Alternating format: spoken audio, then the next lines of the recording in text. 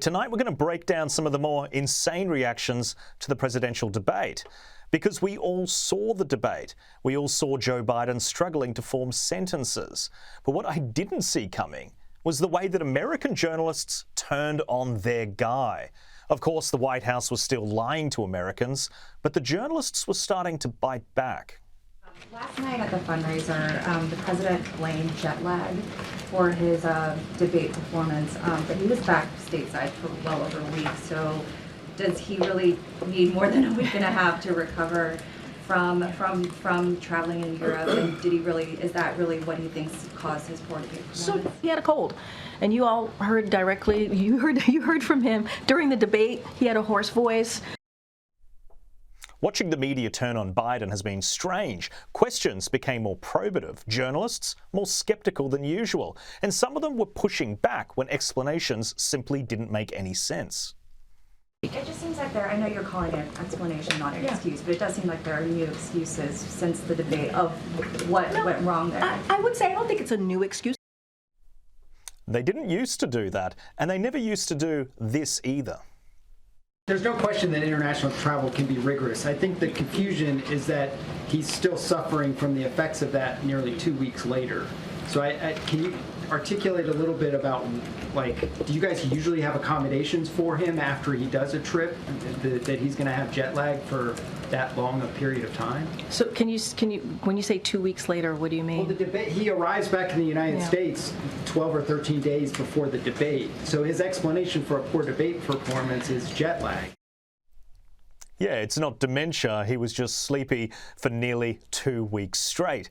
But amazingly, the commander-in-chief of the most powerful nation in the world admitted as much himself. Incredibly, Joe Biden was at a campaign event in McLean, Virginia yesterday, and he made an admission that will make things even worse for him today. Right. Here's the quote. He said, "I decided to travel around the world a couple of times shortly before the debate, and then I almost fell asleep on stage." And even though Biden has been deteriorating before our eyes for years now, some truly die-hard sycophants were still trying to spin it. Alex Thompson from Axios wrote an article attempting to downplay Biden's cognitive decline. And that excuse went down exactly as you would imagine. What does the president do outside the hours of 10 a.m. and 4 p.m.? Now, I would start to feel sorry for Press Sec Karine Jean-Pierre if she wasn't so comfortable lying to the world. The only question I have left is why have journalists now finally started being honest about the decline of a president? Well, I'm joined tonight by Darren Davidson of The Australian and Stephen Cenatiempo of 2CC Radio in Canberra. Well, Stephen, why don't we start with you? The debate fallout has been absolutely sensational. To watch the way that journalists are now, for the very first time, realising that there's something wrong with Joe Biden. What are your thoughts? Yeah, look, I think... Look, in fairness, they have no choice now. I mean, his performance of that debate was so appalling that it's obvious to everybody that these gents weren't gaffes. He wasn't tired. He wasn't sick. This was an obvious example of his mental decline. And look, I've got to say, I mean, some of it you want to laugh at, but it is quite sad that a man of that age is actually being used and abused by the people around him now. And finally, people are actually waking up to it. Well, I don't know that they're waking up to it, but at least they're calling it out now. And I think, if it wasn't so obvious, they'd probably continue on with their merry way the way they've been going for the last 4 years, but I don't think they have any choice anymore.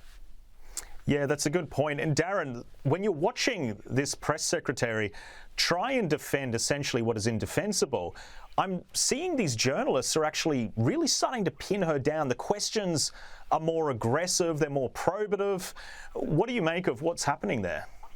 As Stephen said, I think it's a very hard thing to ignore now. As everybody has seen, there's clear cognitive decline there, which has actually been reported on before, and the Journal had a very good story some weeks ago with more than 40 sources that wasn't really widely followed by others in the US media that reported that, you know, his mental sharpness is not what it should be. So there really are no excuses here. He's the most powerful man in the world. He should be the #1 reporting target, and there are just factual questions about how does this guy spend his day that have not been asked enough by enough members of the press, and the only real way that you can do that and address that story as reporters is just run really, really hard at it and put your best reporters on it. And the simple fact is that the mainstream media in the US hasn't done that. They've deliberately ignored the story, and it's almost a case now of the parts of the media gaslighting their readers and consumers in this kind of cynical bait and switch of trying to actually, propose that that Biden should step down and someone else should actually step into his place, which I feel in a way is really unacceptable. The American voters should get the opportunity to vote on what they've seen over the last 4 years and deliver the final verdict on Biden, not parts of the media trying to put someone else in his place after deliberately, frankly, covering up the true story about Biden.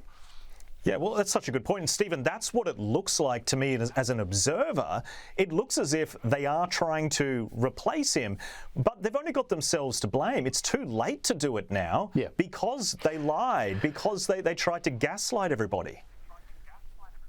Yeah, and I think the other thing too, and I will give some of the media credit, even the very partisan pro-Biden media, and I think the fact that they are also tribal in the United States, maybe they have had enough now, and they've said, you know what, we've been defending your guy, we've been propping up, we've been following the propaganda line, you've made us look like idiots, and maybe that's why they're a bit more aggressive now. But when it comes to changing, you've got to be fair dinkum about this. Whilst yes, it might be too late, and yes, the voters have the right to choose their own verdict on the president, the man is clearly not up to it, and it's now getting embarrassing, and it's getting cruel that they're still putting him up in front of cameras, and even some of the excuses that they've fed him with, like I crossed 400 time zones and I went to 800 different countries and I'm hungover, 6 weeks after I got back, etc. I mean, he's not coming up with this stuff himself. So, some spin doctor is feeding this stuff, and they are treating the man like a prop, and that's just not.